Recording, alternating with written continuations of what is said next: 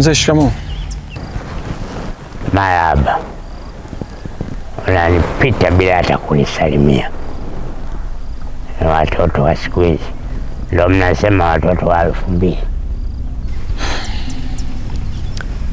Samahani mzee wangu, unajua nilikuwa nawahi tu nyumbani, ni uharaka, nisamehe sana kwa hilo. Jamani, wewe si mwendesha? Ndiyo, mimi ni mwendesha. Baba yako nani? Babangu anaitwa Mangapi. Hata Mangapi mimi si ndo niliokuwa nimeoa shangazi yako? Mzee Kasisi.